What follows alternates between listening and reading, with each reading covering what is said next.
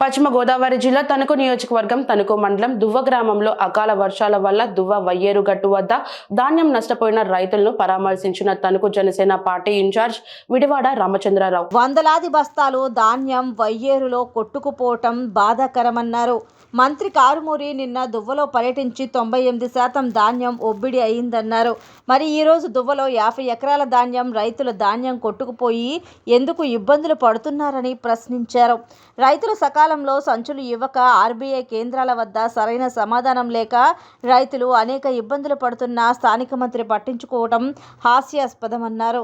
తక్షణమే రైతాంగానికి తడిసిన ధాన్యం కొనుగోలు చేయాలని, సంచులు అందజేయాలని విడివాడ రామచంద్రరావు డిమాండ్ చేశారు. దువ్వ గ్రామంలో తడిసిన ధాన్యాన్ని పరిశీలించారు. ఈ కార్యక్రమంలో జనసేన పార్టీ నాయకులు, కార్యకర్తలు పాల్గొన్నారు. చాలా బాధాకరం. ఎందువల్లంటే ఆళ్ళగాళ్ళు పట్టించి చాలా కష్టపడి తిని తినక పెట్టుబడులు పెట్టి చేతికి అందుతుందిరా బాబు అన్న టైంలో అకాల దేవుడు బాధ పెడుతుంటే రైతుల పార్టీ, రైతుల కోసమే ఉంది మా పార్టీ అని చెప్పుకునే జగన్మోహన్ రెడ్డి గారు మరి ఇక్కడ మాకు అంతకంటే పెద్ద రైతుని ఇచ్చాడు. ఆయనే మా పౌర శాఖ మినిస్టర్ గారు.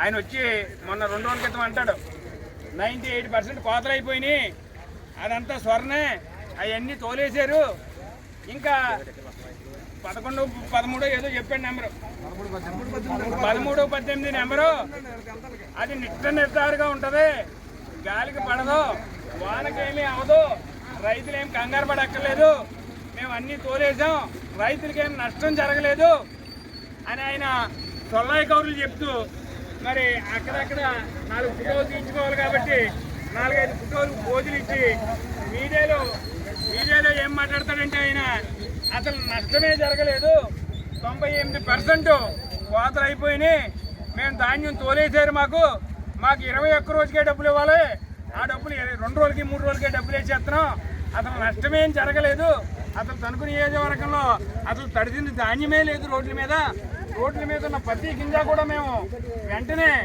మరి తోలేమని చెప్పేద్దాం, అసలు తణుకు నియోజకవర్గంలో రోడ్ల మీద ఎక్కడ ధాన్యం లేదని నిన్న రైతులందరినీ నమ్మబలికి ఆయన ఎదరికెళ్ళిపోవడం జరిగింది.